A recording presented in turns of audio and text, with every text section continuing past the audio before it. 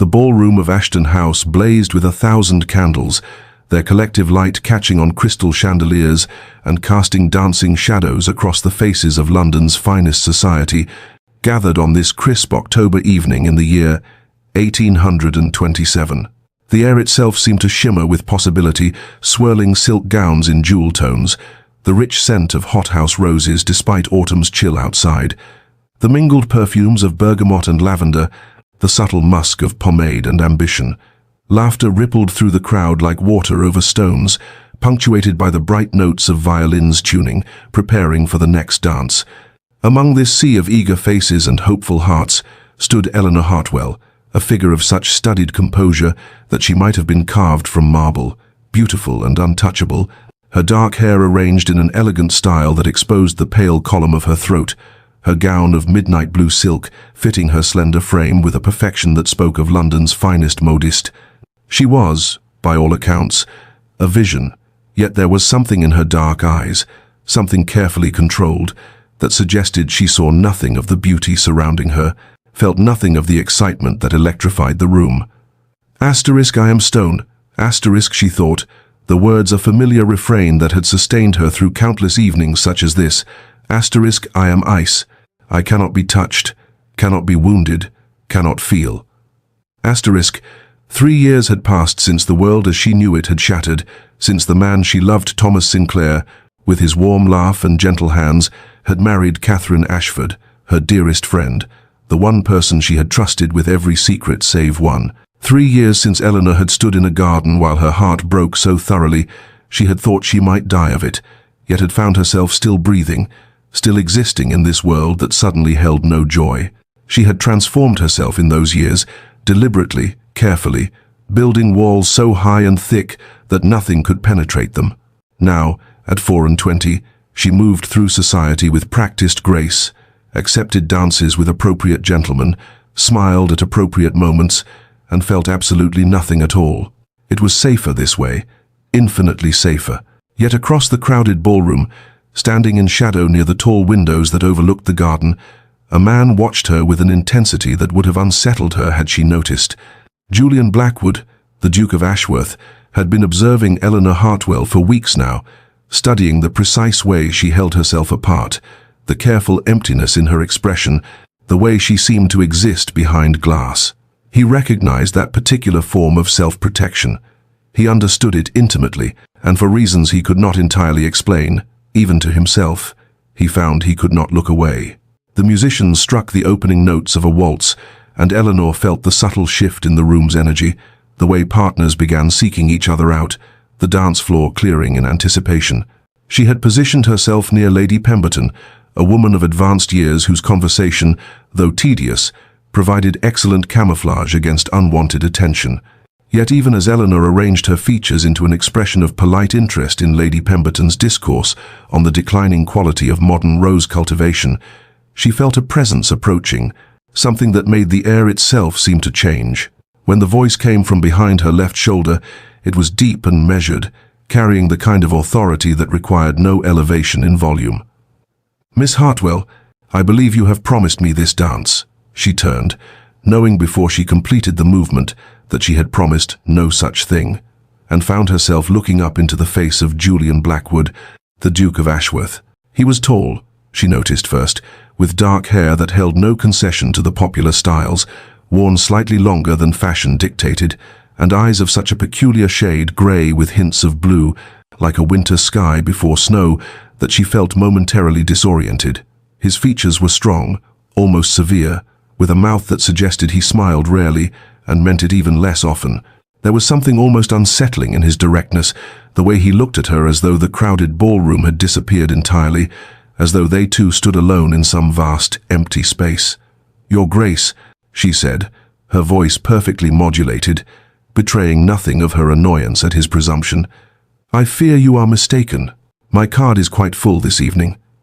It was a lie, transparent to anyone who cared to notice, but society's rules provided for such polite fictions. He did not smile, but something shifted in his expression,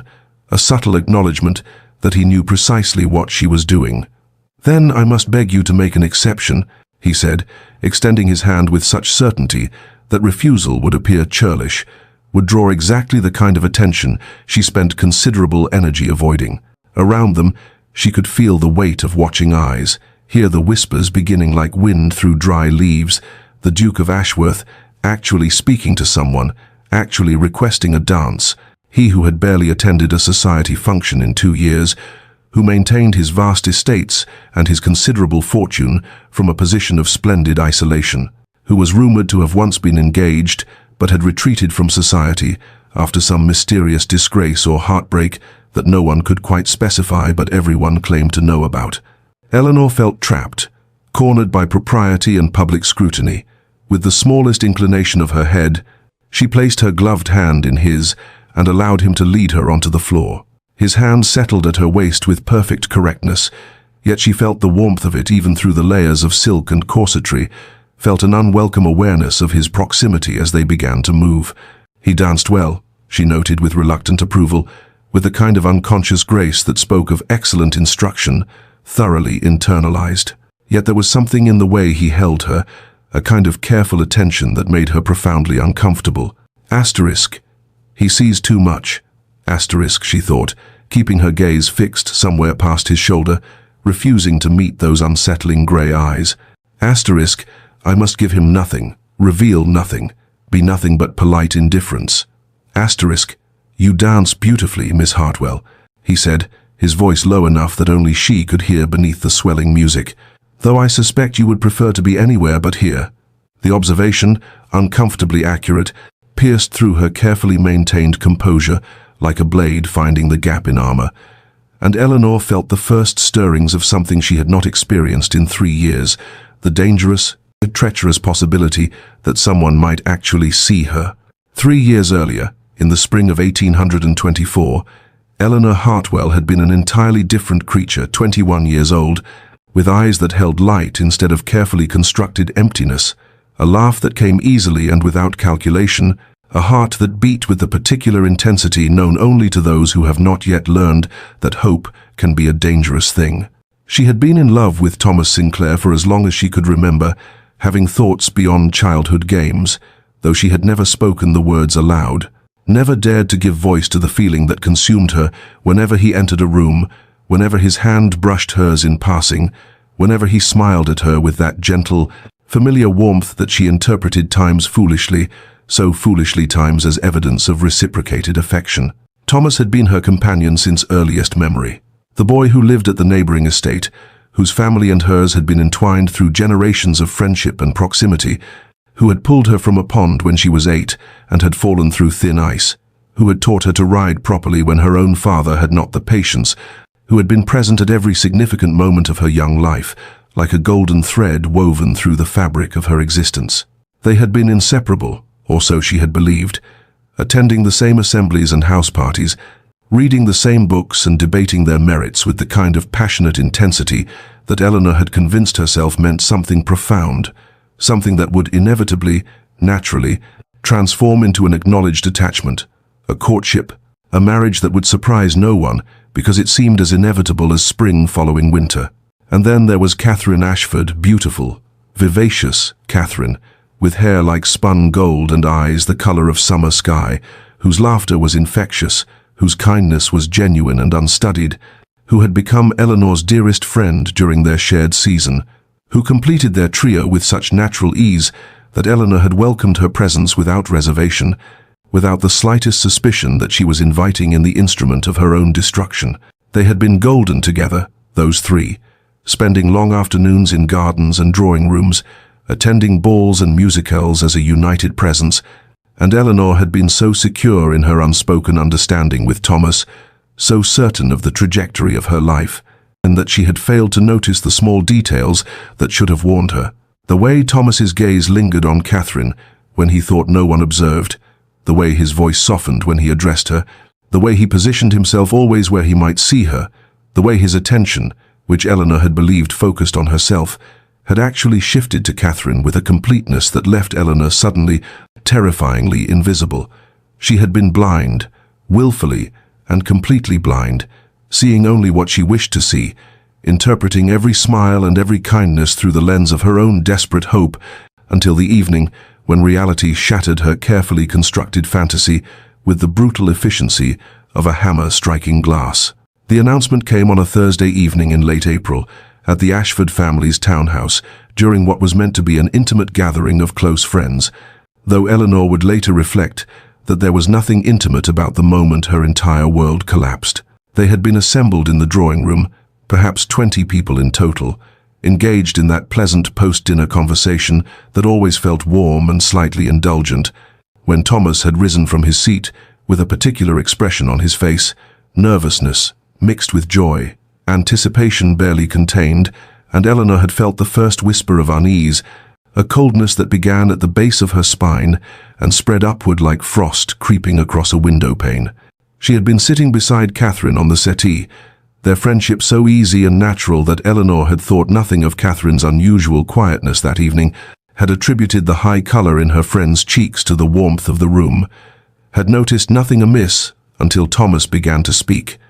The savor nodding, his voice carrying across the sudden silence that fell as people recognized an announcement was forthcoming. "My dear friends," he had said, and even then, even in that moment, Eleanor had not understood, had not allowed herself to understand. "I have the great honor and happiness to share with you the most joyful news of my life. Miss Catherine Ashford has agreed to become my wife." The words had landed like physical blows,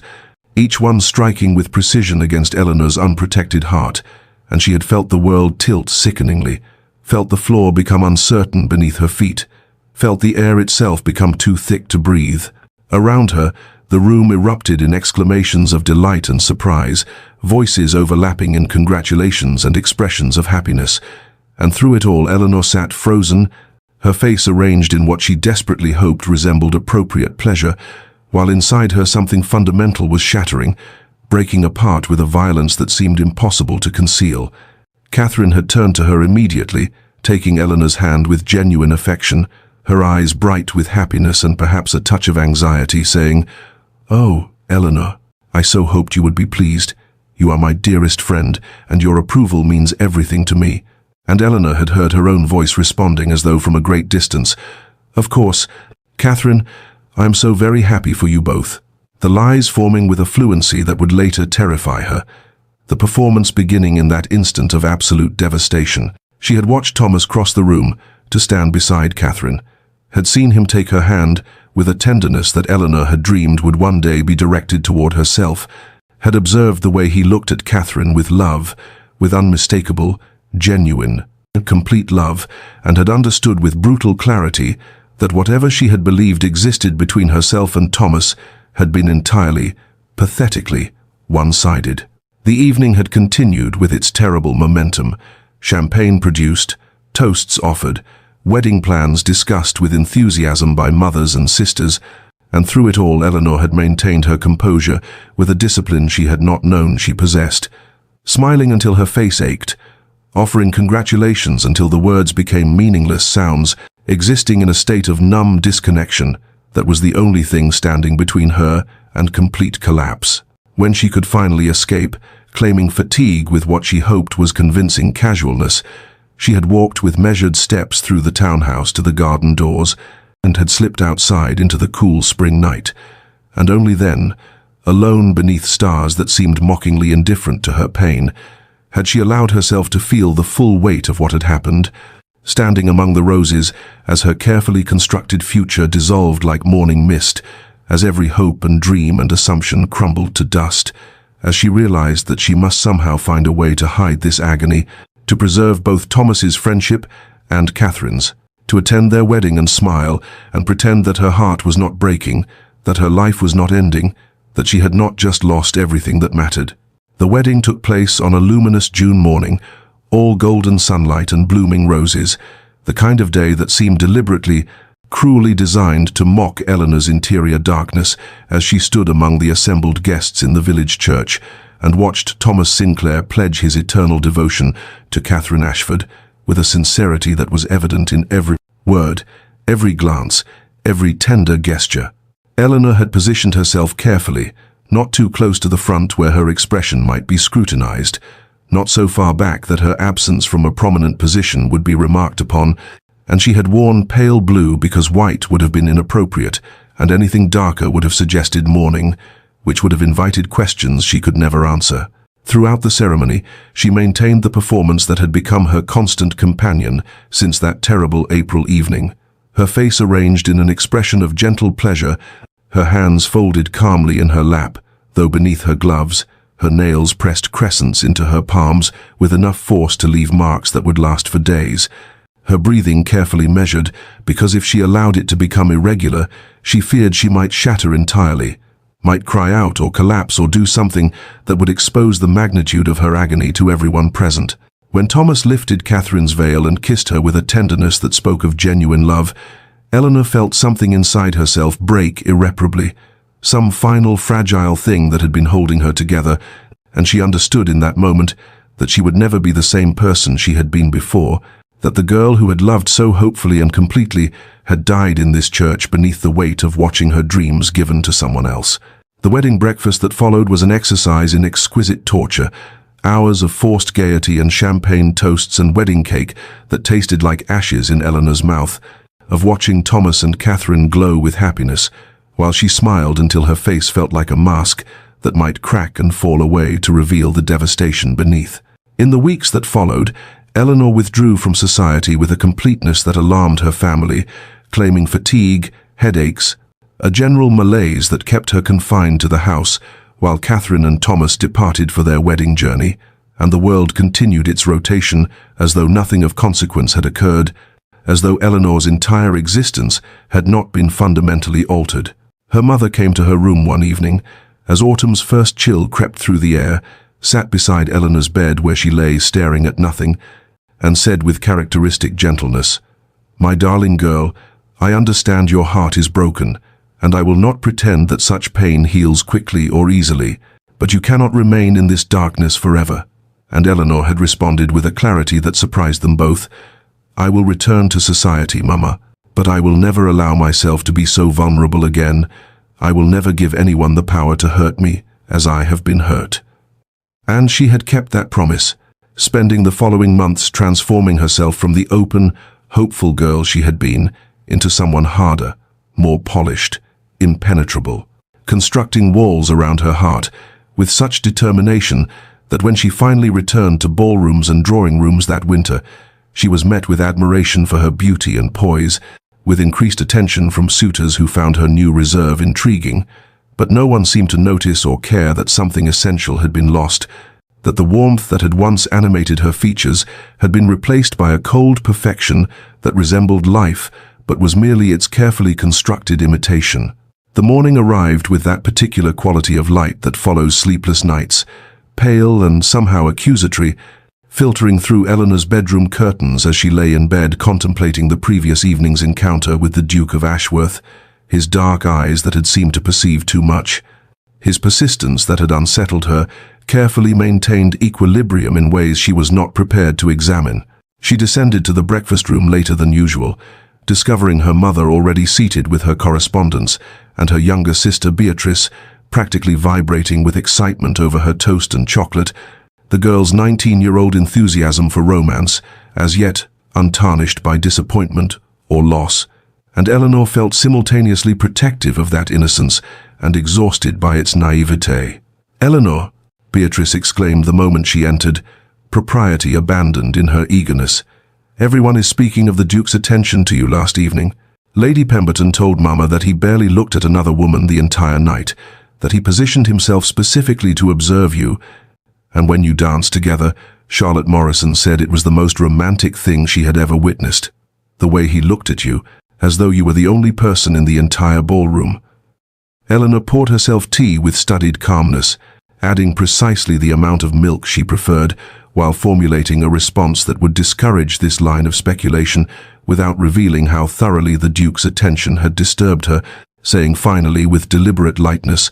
"Charlotte Morrison is prone to romantic exaggeration, as we all know, and the Duke was merely being polite, fulfilling his social obligations as any gentleman would." Her mother looked up from her letters with that particular expression that suggested she perceived far more than Eleanor wished her to see, observing quietly, "The Duke of Ashworth has not attended a London social event in nearly 4 years. Eleanor, His presence at Lady Hartington's ball was remarkable in itself, but his marked attention to you was quite beyond mere politeness, and I think you know that perfectly well." Eleanor felt a flash of irritation at her mother's perceptiveness, at this intrusion into the carefully controlled interior life she had constructed. But before she could formulate a sufficiently dismissive response, Beatrice continued with her characteristic enthusiasm. "I think it is wonderfully romantic, a duke emerging from mysterious seclusion to pursue you.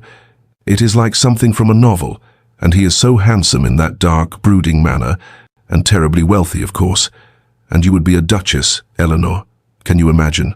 "I can imagine," Eleanor said with more sharpness than she intended. "That speculation of this nature is both premature and unwelcome, and I would appreciate if we could discuss something other than the Duke's supposed interest in me." The words created a small, uncomfortable silence, Beatrice's face falling in hurt confusion, while their mother's expression shifted to concern.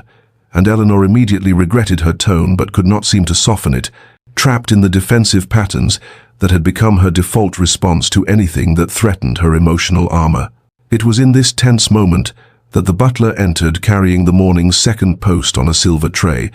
presenting it to Eleanor's mother, who sorted through the various letters and invitations before pausing over one particular envelope, her face registering surprise and something more complex,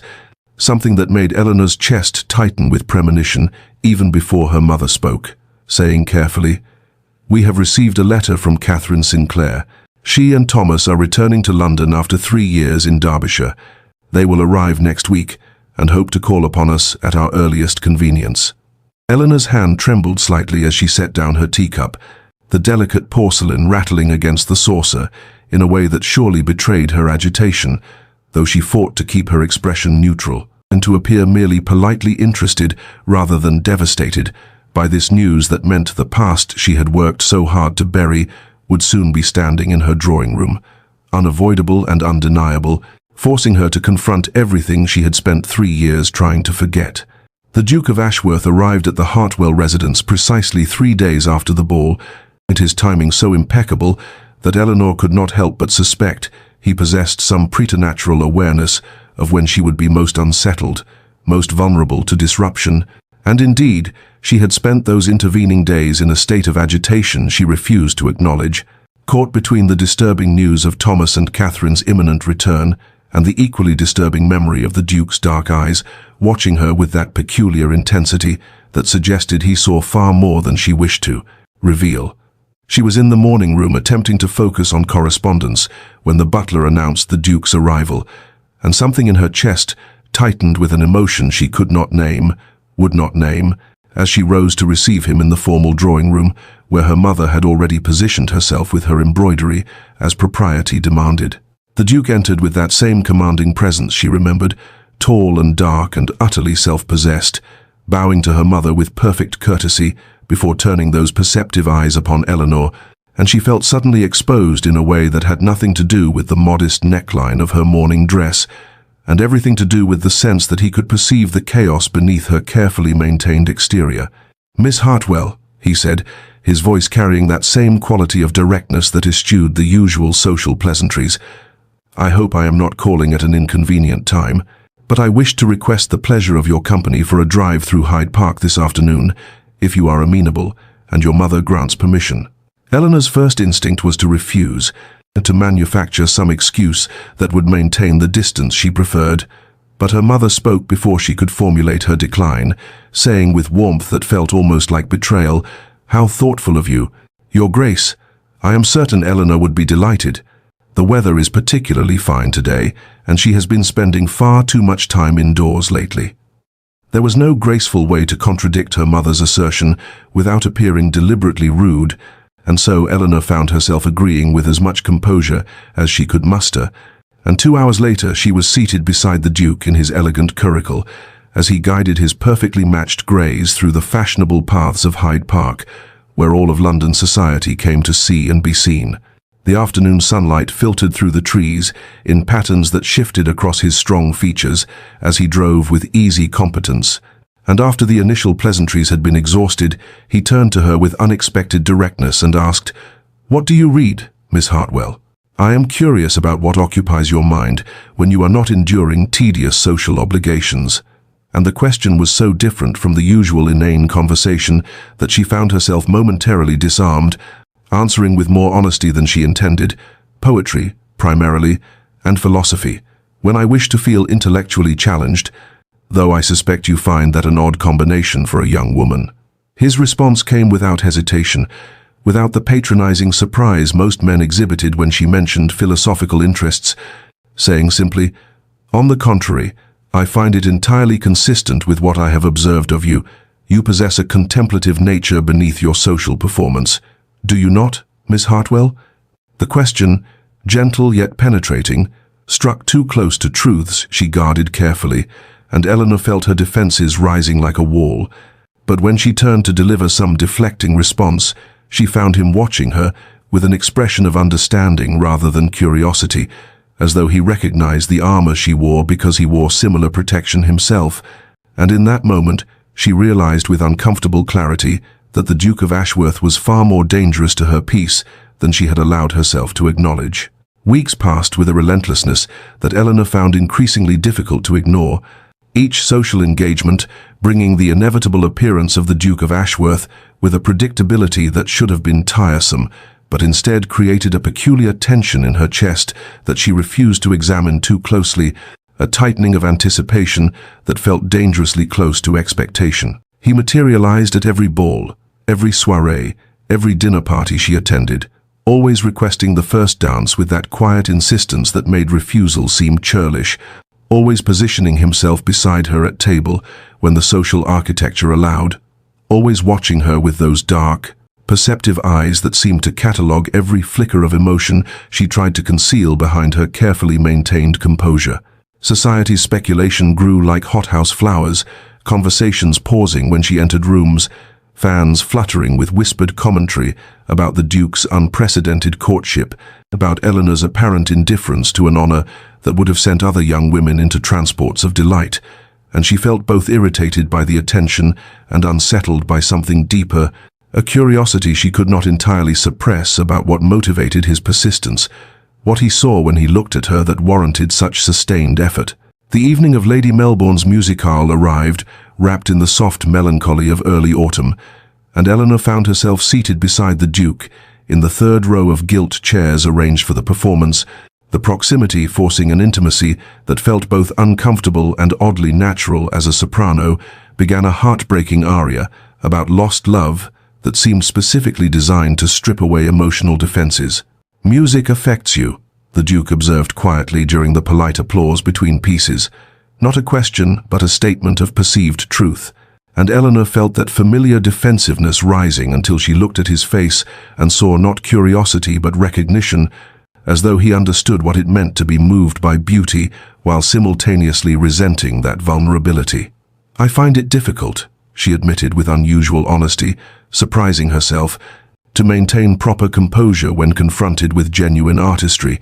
It feels like an intrusion somehow, the way it reaches past one's carefully constructed boundaries." He was silent for a moment, his profile illuminated by candlelight as the next performer prepared,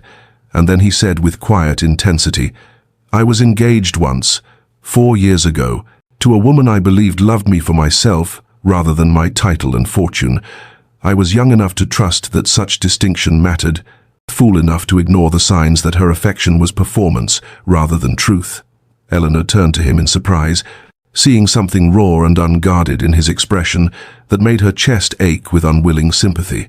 And he continued, "She accepted my proposal with apparent joy, planned our wedding with enthusiasm, and 1 month before we were to marry, I discovered her in the gardens with her true love, a man without title or fortune. Hearing her explain that she would marry me for security while maintaining him as her lover, that dukes were useful but rarely lovable.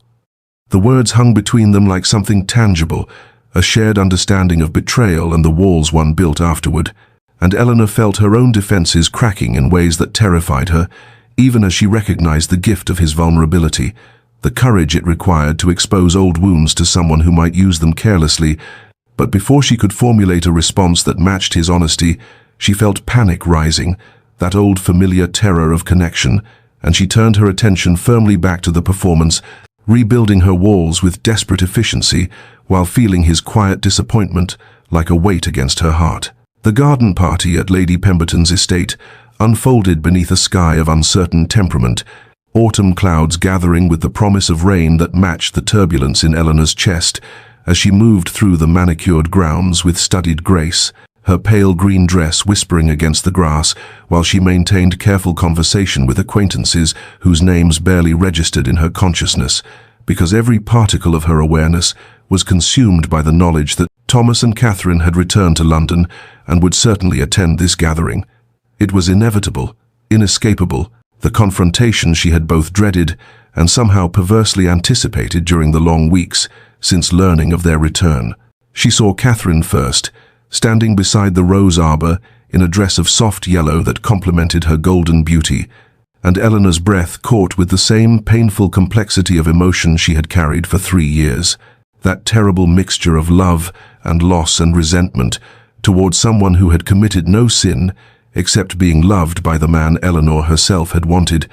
And then Thomas appeared at Catherine's side, and Eleanor felt time collapse, felt herself simultaneously 21 and heartbroken and 24 and armored, watching him with the strange doubled vision of memory and present reality as Catherine's eyes found hers across the garden and lit with genuine joy that made Eleanor's carefully constructed defenses feel suddenly cruel and small.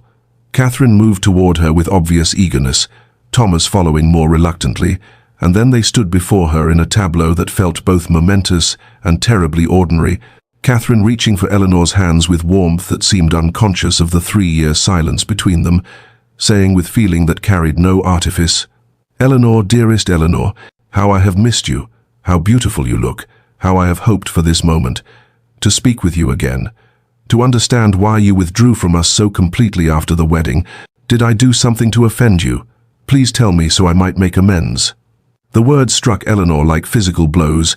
Catherine's innocent confusion about the distance Eleanor had imposed, cutting deeper than anger ever could, and she found herself murmuring something about being occupied with family matters, the lie tasting bitter on her tongue as Thomas stood silent and watchful, his blue eyes carrying a knowledge that Catherine's did not, some male awareness of unspoken feeling that made Eleanor wonder with hot shame if he had always known, had always perceived her foolish devotion and chosen to ignore it out of mercy or discomfort. She felt herself drowning in the awkwardness, in Catherine's earnest questions and Thomas's guilty silence, felt the old wound tearing open despite the scar tissue she had so carefully cultivated, and then suddenly the Duke of Ashworth was beside her, materializing with that uncanny awareness he seemed to possess of precisely when she needed rescue, his tall presence solid and grounding, as he greeted Thomas and Catherine with perfect courtesy, while somehow managing to position himself slightly between Eleanor and them, a subtle shift of geography that felt protective, possessive, deliberately claiming. Something passed between the Duke and Thomas in that moment, some wordless masculine communication that Eleanor could not decipher but felt in the sudden tension of Thomas's shoulders, the way his eyes narrowed fractionally as he assessed this man who stood so close to Eleanor with such obvious intention, and she found herself confused by her own reaction, by the relief she felt at the Duke's intervention, mixed with irritation at being treated as something requiring protection, by the strange comfort of his presence, even as she resented her dependence upon it, and beneath all of it, a deeper confusion about which pain cut more sharply now, the old ache of seeing Thomas, or the new fear of what the Duke's steady courtship was awakening in her carefully deadened heart. Eleanor's bedchamber felt simultaneously like sanctuary and prison as she dismissed her maid with trembling hands and finally, mercifully alone, allowed the composure she had maintained throughout the interminable carriage ride home to shatter like fine crystal dropped on marble, sinking onto the window seat where moonlight painted silver patterns across her lap, while the tears she had forbidden herself for 3 years burned behind her eyes. Though even now, even in absolute privacy, she could not quite permit them to fall because crying felt like surrender, like admitting that Thomas Sinclair still possessed the power to wound her despite all her careful architecture of indifference. Seeing him today had torn open, something she had convinced herself was healed, revealed the wound beneath the scar tissue as raw and aching as the night he announced his engagement, And worse somehow was Catherine's guileless warmth, her obvious confusion about Eleanor's withdrawal, because it would be so much simpler if Catherine were cruel or calculating. If Eleanor could hate her with clean, uncomplicated fury instead of this terrible tangled mess of love and resentment, and guilt for resenting someone whose only crime was being lovable, being chosen, being innocent of malice in her unwitting theft of Eleanor's entire future. The unfairness of Catherine's goodness felt like its own particular torture. The way she had reached for Eleanor's hands with such genuine affection, the hurt in her eyes at 3 years of unexplained silence, and Eleanor pressed her forehead against the cool glass of the window and thought with bitter clarity that perhaps she was the villain in this story after all, punishing Catherine for the sin of being loved while Eleanor was not, withdrawing friendship as though it were Catherine's fault that Thomas's heart had chosen differently than Eleanor's desperate hoping had imagined. But beneath the resurrected pain of that old wound, confusing and unexpected, was another ache entirely. The memory of the Duke of Ashworth materializing at her side precisely when she needed him most, the solid warmth of his presence and the protective way he had positioned himself between her and her past, and she found herself thinking about his steady courtship these past weeks, with a confusion that felt dangerously close to longing, remembering his revelation at the musicale about his own betrayal, the vulnerability in his voice when he spoke of being valued for his title rather than himself, and recognizing in that moment a mirror of her own wounded retreat from possibility. He had been hurt as she had been hurt, had built walls as she had built walls, yet somehow he had found the courage to pursue connection again, to risk himself despite knowing intimately the cost of misplaced trust, and that courage felt both admirable and terrifying, because Eleanor was not certain she possessed the same strength, was not certain she could survive being broken again when she had barely survived being broken the first time. Her heart felt like a battlefield where two fears waged war, the old fear of Thomas's rejection that had defined her for 3 years, fighting against this new fear of the Duke's persistence, this terror that he was awakening something in her carefully deadened chest that she had sworn never to feel again, and she sat in the moonlight of her chamber, understanding with painful clarity that she stood at a precipice, that the Duke's patient courtship was forcing a choice she had avoided making between the safety of her isolation and the terrifying vulnerability of allowing someone close enough to hurt her, between protecting her heart absolutely and daring to believe that not all love ended in devastation, and she did not know, could not know, which path led toward healing and which toward destruction, only that remaining frozen at this crossroads was becoming its own form of death, a slow suffocation of everything vital and alive that she had once been before. Thomas Sinclair taught her that love was something that happened to other people, to golden girls like Catherine, but never, ever to her. The charity art exhibition occupied the grand hall of the Royal Academy, with its soaring ceilings and northern light that fell across canvas and sculpture with impartial clarity, and Eleanor had accepted the Duke of Ashworth's invitation to attend with a mixture of reluctance and something she refused to name that felt dangerously close to anticipation, arriving in the late afternoon when autumn sun slanted golden through the tall windows and painted everything in tones of amber and shadow that matched her uncertain mood, as he appeared at her side with that quiet intensity she had come to recognize,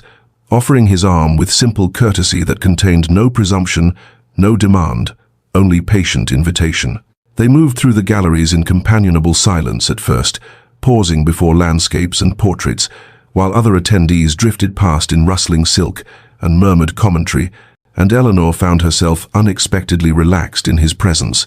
the raw emotion of the previous night's solitary reckoning having somehow stripped away a layer of her defensive brittleness, leaving her tired but strangely unburdened as they examined a maritime scene where ships battled impossible seas, and the Duke remarked quietly that the artist understood something essential about surviving storms, about finding direction, when everything familiar had been torn away by forces beyond control. They rounded a corner into a smaller, more intimate gallery, and Eleanor stopped abruptly before a painting that seemed to arrest her breath, a work depicting a woman alone in a stone tower, her pale hand pressed against narrow window, while the world beyond bloomed with spring color she could observe but not touch. And Eleanor heard herself saying before she could reconsider the revelation, she has everything she needs within those walls, safety and shelter and protection from harm, yet she stands at the window watching life happen at a distance, and I cannot tell if her isolation is imprisonment or sanctuary, if those walls were built to keep danger out or to keep herself in where nothing can reach her, where she need never risk the world beyond that narrow window. The words hung between them, more honest than anything she had intended to share, exposing the architecture of her own careful exile in a way that made her cheeks warm with embarrassment. But when she glanced at the Duke, his dark eyes held only understanding, no judgment, no pity, only recognition of something he himself knew intimately, as he said with quiet intensity, "I think she believes it is sanctuary, convinces herself daily that her safety justifies her solitude, but in the darkest hours of night she knows it for the prison it truly is, knows that walls built high enough to keep out pain also keep out every possibility of joy, of connection, and of the very things that make existence more than mere survival."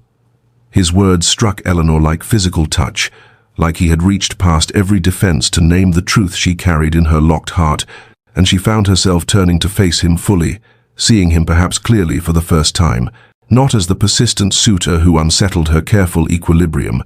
but as another soul who understood the particular torture of self-imposed exile. And he continued speaking, his voice lower now, intimate despite their public surroundings.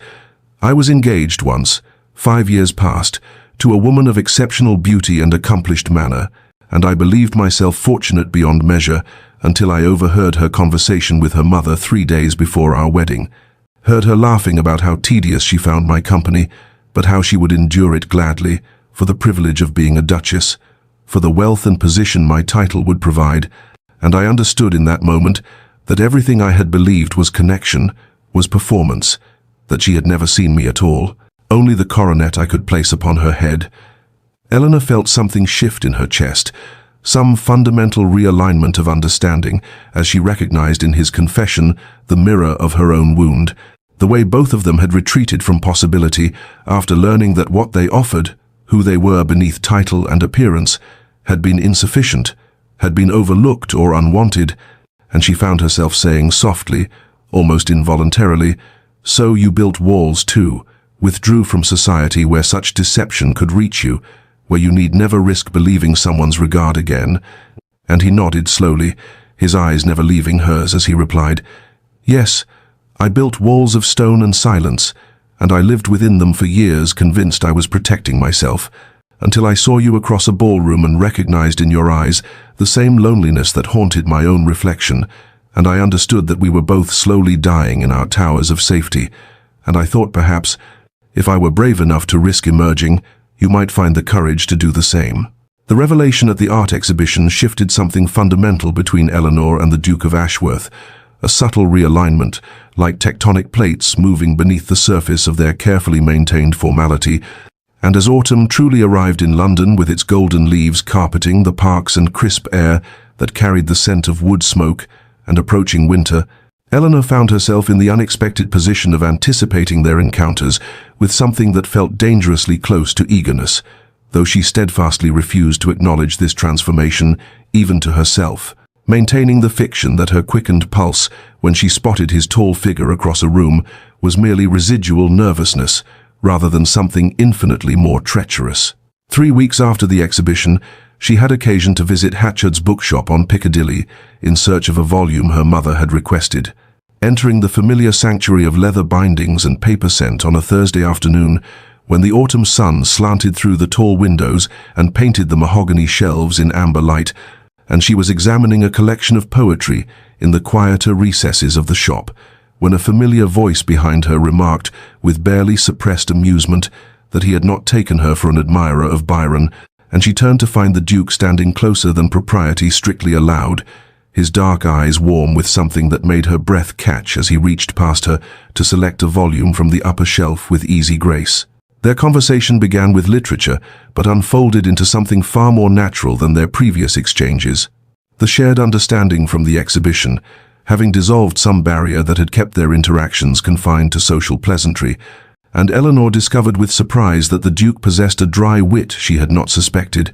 a talent for wry observation about contemporary poetry that made her laugh, actually laugh, a sound that surprised her so thoroughly she pressed her fingers to her lips as though to capture and examine this foreign expression of spontaneous joy. He went still at that laugh, his eyes darkening with satisfaction and something more intense, and he said quietly that he had wondered if she remembered how, if the woman who had laughed freely once might still exist beneath the armor she wore to every ballroom, and Eleanor felt simultaneously exposed and seen in a way that should have frightened her, but instead created a warmth in her chest that spread like spring thaw after long winter. They spent nearly an hour in that bookshop, ostensibly discussing literature but truly learning each other, discovering shared opinions on Shakespeare's sonnets and divergent views on the Lake poets that sparked genuine debate rather than polite agreement. And Eleanor found herself noticing qualities she had kept herself deliberately blind to during his weeks of courtship. His genuine intelligence that engaged rather than condescended, his patience in listening to her arguments without interruption, the way his rare smile transformed his austere features into something almost beautiful, and the essential kindness that manifested in small gestures, like remembering her mother's request and helping Eleanor locate the specific volume she sought. When they finally parted on the street outside, his assistance in handing her into her carriage lingering a moment longer than necessary,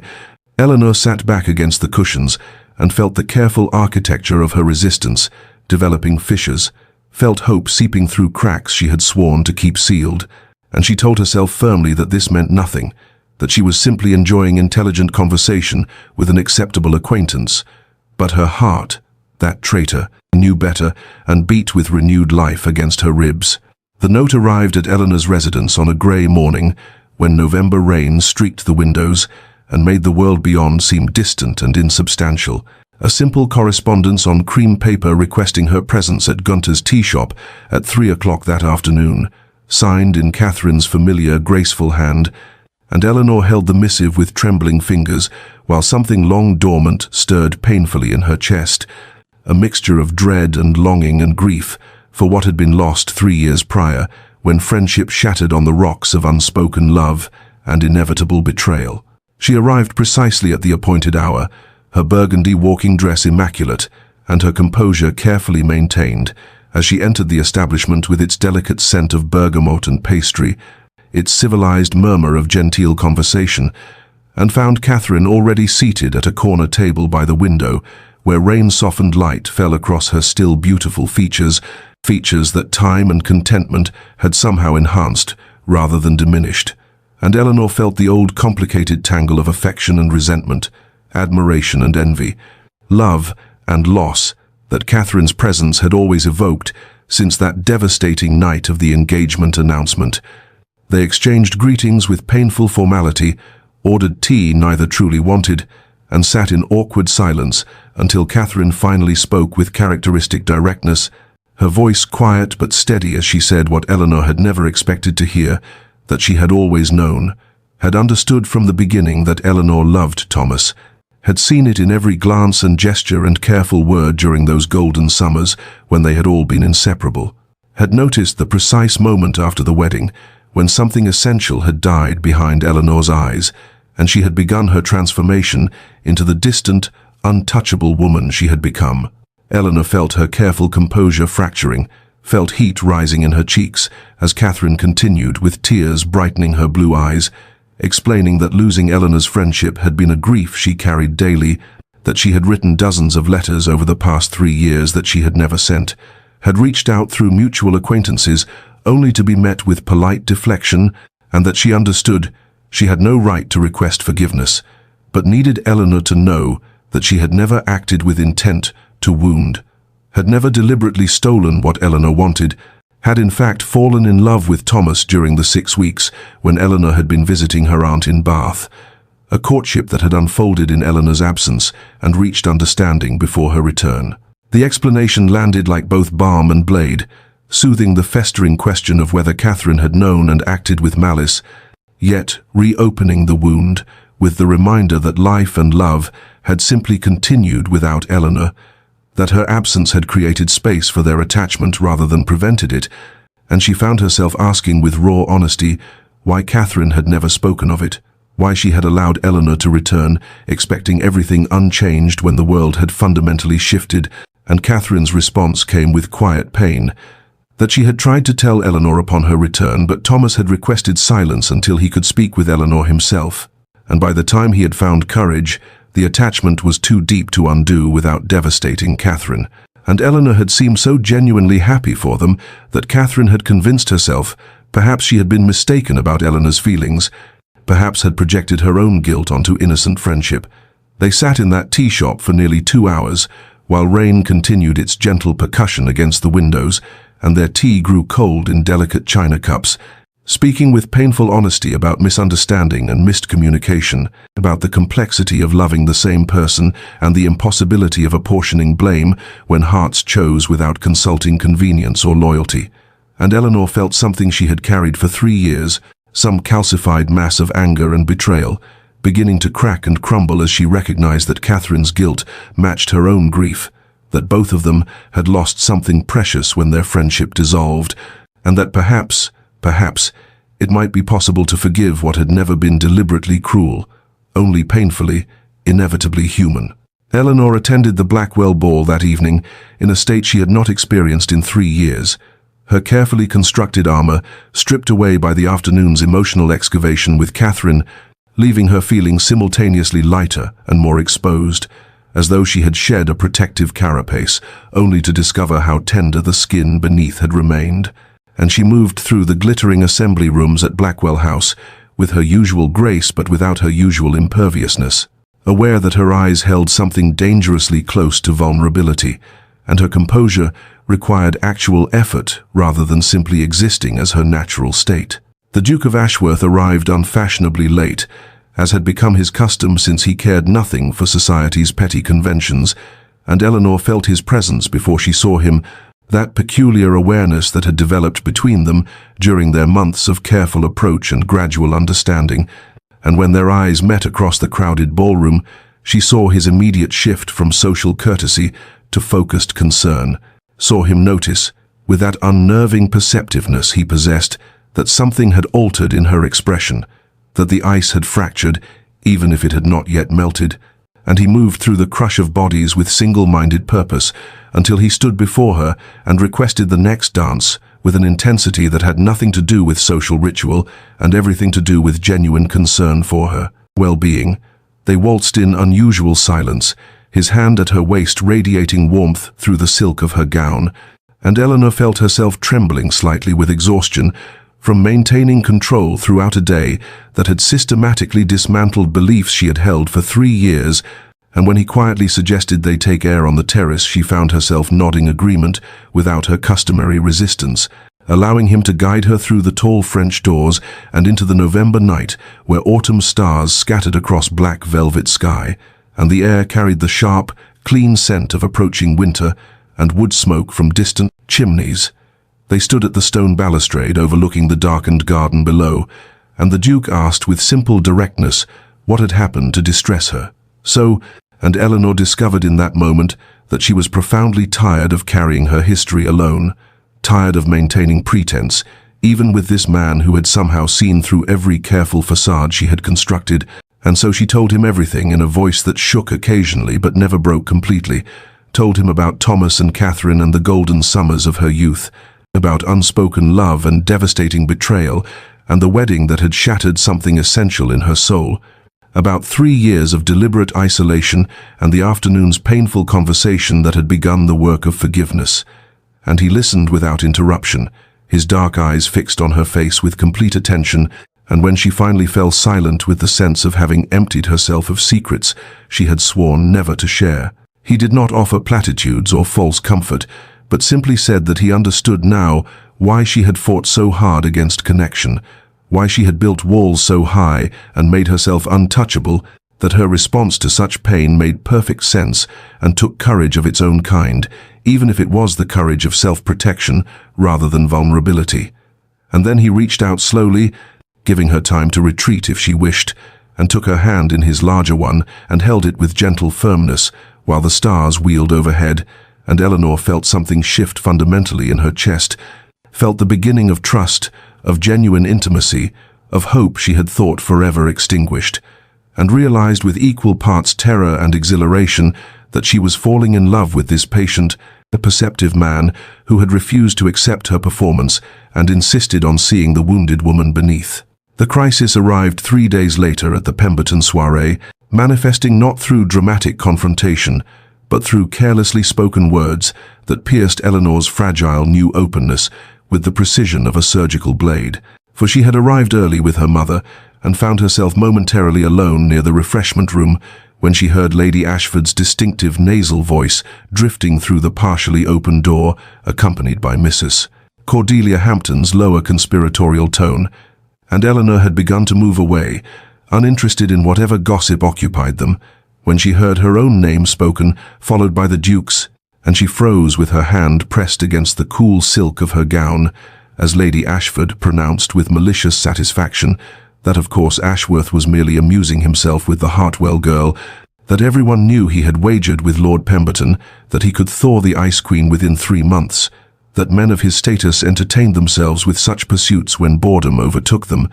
and Mrs. Hampton's response came with false sympathy, suggesting that poor Eleanor would be devastated when he inevitably abandoned the chase, that she had already suffered one romantic disappointment, and this would surely destroy what remained of her heart. And Eleanor stood paralyzed in the corridor as the words carved through every defense she had so carefully, so painfully begun to lower, as 3 years of protective instinct roared back to vicious life with the singular message that she had been correct all along, that vulnerability led only to devastation, that she had been a fool to trust, to hope, to believe that the Duke's attentions represented anything beyond aristocratic entertainment or masculine conquest. She moved through the remainder of the evening in a state of cold fury and deeper anguish,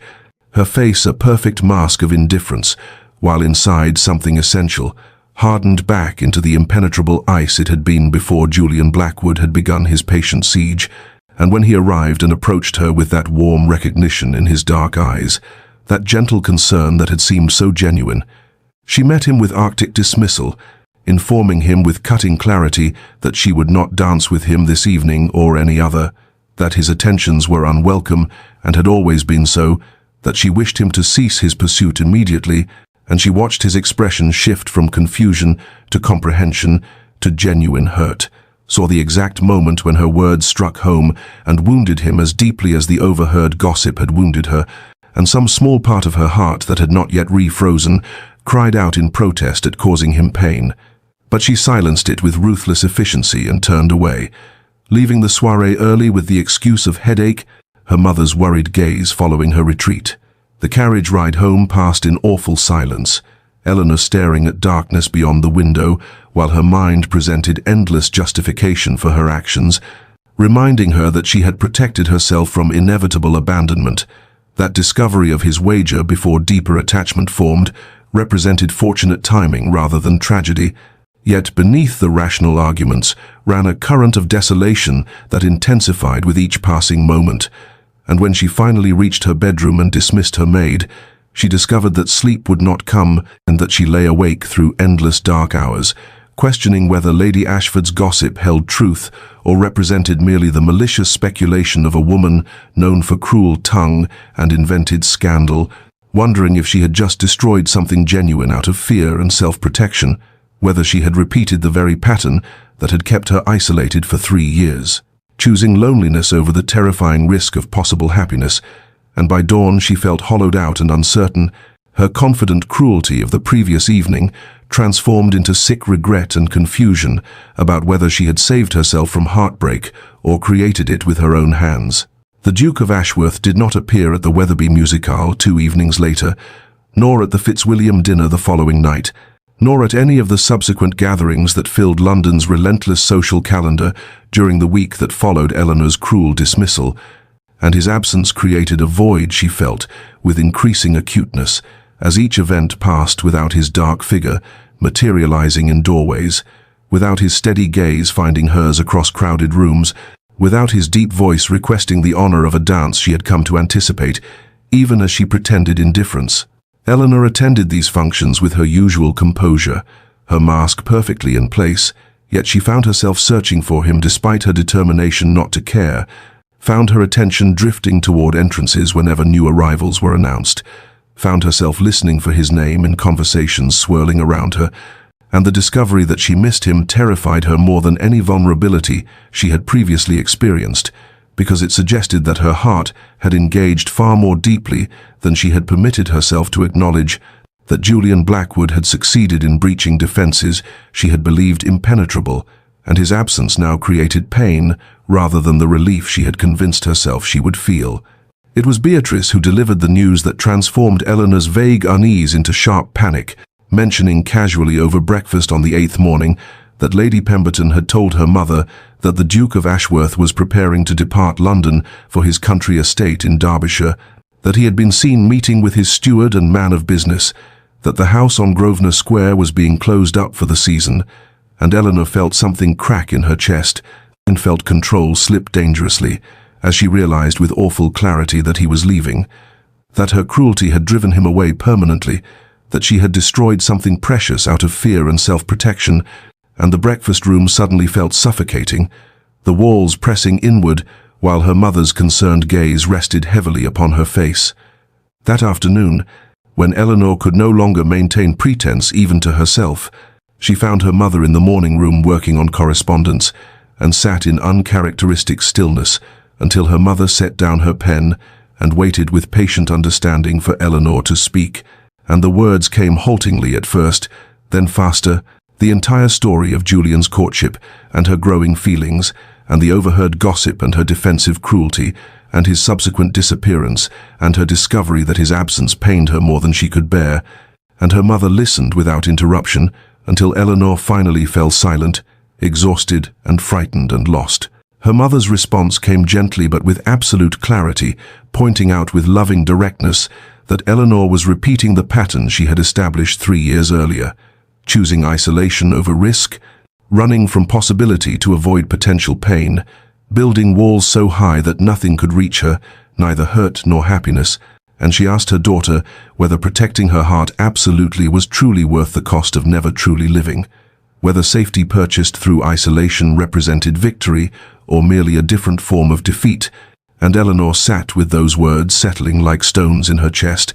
while November rain began pattering against the windows, and her mother waited for understanding to dawn, and finally, painfully, Eleanor acknowledged the truth she had been avoiding, that she loved Julian Blackwood, that his steady presence these past months had become essential to her well-being, that life without him stretched ahead, empty and grey, regardless of how well protected her heart remained, and that if she did not act immediately, she would lose him not to betrayal or fickleness but to her own fear, and that would be a tragedy entirely of her own making. Eleanor made her decision in the grey afternoon light of that same November day, understanding with crystalline clarity that if she did not act immediately, the Duke would be gone, and with him any possibility of the happiness she had glimpsed during their months of careful courtship, and so she did something entirely unprecedented for a woman of her station and careful propriety. She ordered the carriage prepared and dressed with deliberate care in a walking dress of deep blue wool, arranged for her maid Martha to accompany her as chaperone, and directed the driver to the Duke's residence on Grosvenor Square, while her heart hammered against her ribs with mingled terror and determination. The journey through London's busy streets felt interminable, yet also far too brief, leaving insufficient time to rehearse words that seemed to evaporate from her mind whenever she attempted to form coherent sentences. And when the carriage finally stopped before the elegant townhouse, with its black lacquered door and brass fixtures gleaming in the weak afternoon light, Eleanor nearly lost her courage entirely and ordered the driver to return home. But the memory of her mother's words steadied her resolve, and she descended with Martha following discreetly behind, approached the door, and knocked with a firmness she did not feel. The butler who answered regarded her with professional neutrality that barely masked his surprise at finding Miss Eleanor Hartwell on the doorstep, requesting an audience with his grace, and for several awful moments Eleanor believed she would be turned away, that the Duke would refuse to see her after her public cruelty at the Pemberton soirée. But after the butler disappeared into the house's interior, he returned with the information that his Grace would receive her in the library, and Eleanor followed him through halls, already showing signs of closing Holland covers on furniture, paintings removed from walls, evidence that Julian truly intended to leave London and perhaps never return. The library where she was shown maintained its full warmth, a fire burning in the grate, and books still lining the walls floor to ceiling. And when the Duke entered through a side door, Eleanor's breath caught at the sight of him, For though only 8 days had passed since their last encounter, he appeared altered, something shuttered and distant in his expression that had not been present even during their earliest meetings, and his greeting came with formal coldness that struck her like a physical blow. "Miss Hartwell," he said, not moving beyond the doorway, not offering her a seat, his dark eyes meeting hers with none of the warmth that had gradually developed over their months of acquaintance. "This is unexpected." Eleanor stood in the center of the room, feeling exposed and frightened and determined, aware that Martha waited in the hall and that propriety was barely maintained, and that everything depended on the words she somehow had to find. And she began with difficulty, her voice initially unsteady before strengthening as honesty compelled her forward, and she apologized for her cruelty at the soiree, explained about the overheard gossip and how old wounds had reopened, and fear had driven her response. Admitted that she had built walls so high after Thomas's betrayal that she had nearly destroyed something genuine out of self-protection, and she confessed with halting vulnerability that his absence this past week had taught her a terrible lesson about what she stood to lose, and that she had discovered too late that she cared for him far more deeply than she had permitted herself to acknowledge, and that if he was truly leaving London, she needed him to know that his departure would leave a void in her life that safety and self-protection could never fill. Julian listened without moving, his expression unreadable, and when she finally fell silent, the room held awful stillness, broken only by the fire's crackling and Eleanor's labored breathing, and she watched his face for some sign of softening, and found none. Saw instead the evidence of genuine hurt that her words at the soiree had inflicted, and understood that she had wounded him as deeply as she herself had been wounded 3 years earlier, and she realized with sick certainty that apology might not be sufficient, and that some damage once done could not be easily repaired. But then he moved finally, crossing the room to stand before her, and his voice, when he spoke, had lost some of its coldness, though pain remained evident in every word, and he asked her directly whether she truly meant what she said, or whether fear would drive her away again the next time gossip or doubt threatened, whether he could trust that she would not retreat behind her walls and leave him standing alone. And Eleanor met his gaze with every ounce of courage she possessed, and answered with simple truth that she could not promise never to be frightened, but she could promise to fight against the fear, to choose vulnerability over safety, to risk her heart because living without that risk meant not truly living at all. And she watched something shift in his expression. They saw the exact moment when his hurt began yielding to cautious hope, and he asked quietly what she wanted from him, and Eleanor answered with words that felt like stepping off a cliff into unknown space. "I want another chance, Julian, if you can forgive my cowardice, and grant me one." Julian stood absolutely still for a moment that seemed to stretch into eternity, his dark eyes searching Eleanor's face with an intensity that made her feel transparent, as though every defense and every carefully constructed wall had become visible and penetrable. And then something profound shifted in his expression, the coldness melting like frost under spring sun, replaced by something raw and vulnerable that she had never seen him reveal before. And he spoke finally with a voice that trembled slightly, despite his evident attempt at control, and his words came not with the practiced eloquence of a duke accustomed to society's games, but with the halting honesty of a man who had himself been wounded and who understood precisely what her confession had cost her. "Eleanor," he said, her given name falling from his lips for the first time without formal address, "I must tell you something I had not intended to reveal, for I believed after your dismissal at the soiree that such confession would serve no purpose, save to humiliate myself further. But if we are to speak with complete honesty, then you deserve to know the truth of my intentions these past months. And the truth is this: I began courting you expecting nothing, drawn initially by something I recognized in your eyes during that first ball, something that matched my own carefully hidden loneliness, a kinship of souls who had both learned to armor themselves against further pain, and I thought perhaps we might achieve a comfortable arrangement, a marriage of mutual protection and understanding without the dangerous complications of deeper feeling." He moved closer, close enough that Eleanor could see the firelight reflecting in his eyes, could detect the faint scent of sandalwood and leather that always seemed to cling to him, and he continued with increasing emotion, his words coming faster, as though a dam had broken and could no longer contain what had been held back. "But watching you these months, Eleanor, speaking with you and dancing with you and glimpsing beneath your careful composure the passionate, intelligent, remarkable woman you work so diligently to conceal. I fell genuinely and completely in love with you, not with the ice-perfect society beauty you present to the world, but with the Eleanor who reveals herself in unguarded moments, who interprets paintings with fierce feeling and laughs with surprise at her own amusement, and who beneath all that protective armor possesses more courage and capacity for love than anyone I have ever known. And I do not want a convenient arrangement or a marriage of mutual isolation. I want a true partnership with a woman I love and admire beyond measure. I want you, Eleanor, exactly as you are, fears and walls and all, if you can find it within yourself to trust me with your heart, despite every reason you have learned not to trust. Eleanor felt tears spilling down her cheeks unchecked, all pretense of composure abandoned, and the walls she had constructed so carefully over 3 years of self-protection crumbled entirely under the weight of his declaration, leaving her exposed and terrified, and somehow more alive than she had felt since that devastating evening when Thomas had announced his engagement to Catherine, and she found her voice finally, shaking but clear, and spoke words she had never imagined herself capable of uttering again. I love you, Julian, though I fought against it with every defense I possessed. Though I tried desperately to remain untouched and protected, you reached me anyway, and I want that partnership you describe. I want to build a life with you based not on careful distance but on genuine connection, and I am frightened beyond measure, but I choose this.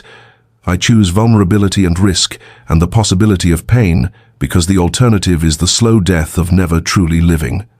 He reached for her then, his hands framing her face with extraordinary gentleness, his thumbs brushing away her tears, and he looked at her with such tender intensity that Eleanor felt her breath catch, and when he kissed her finally, it was with a reverence that made the gesture feel less like mere physical contact and more like a sacred covenant, a mutual promise of protection and partnership and the courage to love despite past wounds. And Eleanor kissed him back with all the feeling she had suppressed for so long, pouring into that moment every hope and fear and desperate longing she had refused to acknowledge. And when they finally drew apart, both were trembling and transformed, the library around them holding witness to a breakthrough neither had been certain would occur.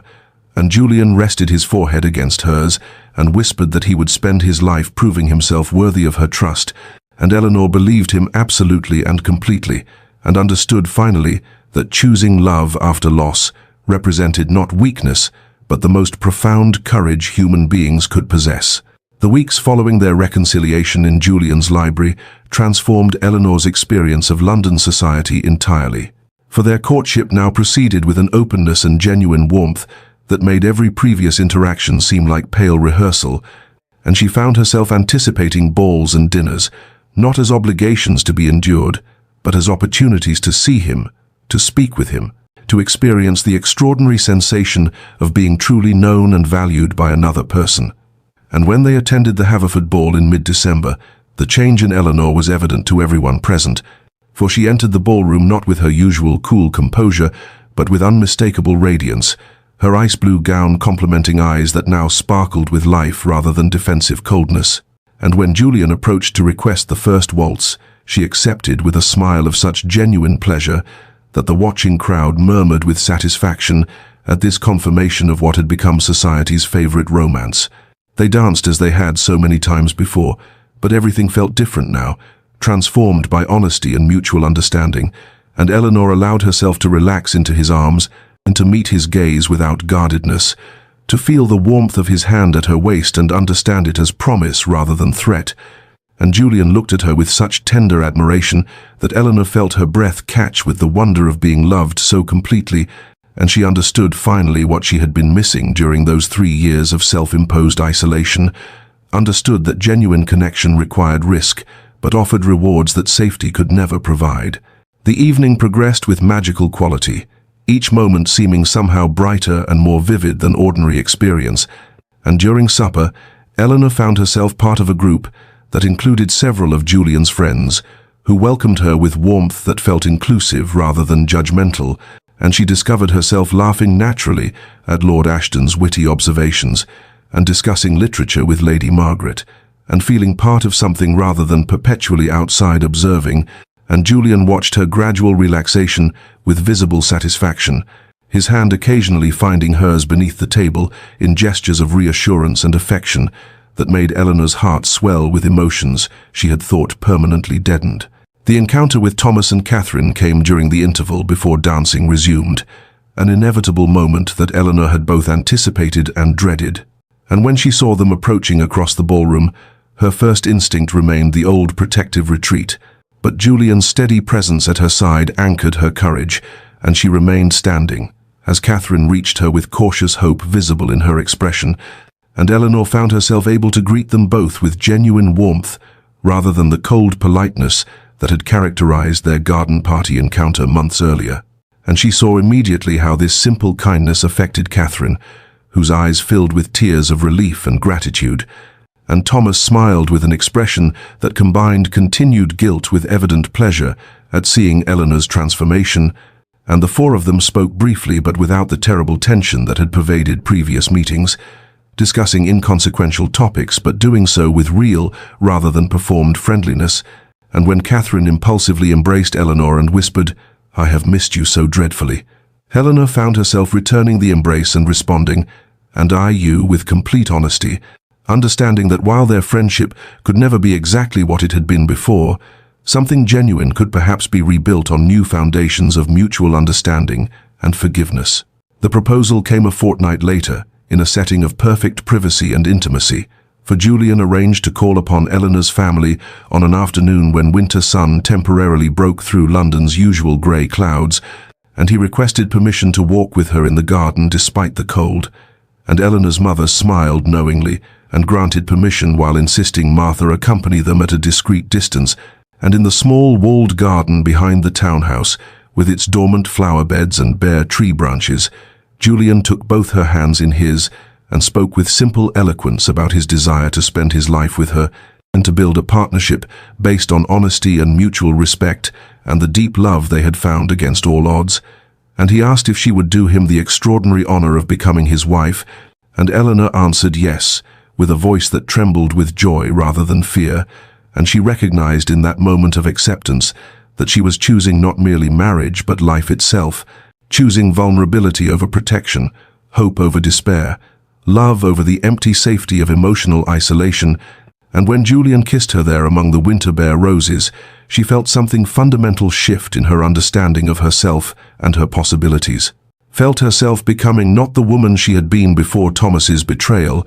but someone entirely new, someone who had been broken and had chosen to heal. And their engagement was announced the following week to universal approval and celebration, society delighting in the romance of the reclusive duke and the ice beauty who had thawed for him alone, though Eleanor and Julian understood that the truth was far more complex and far more precious than any story society might construct.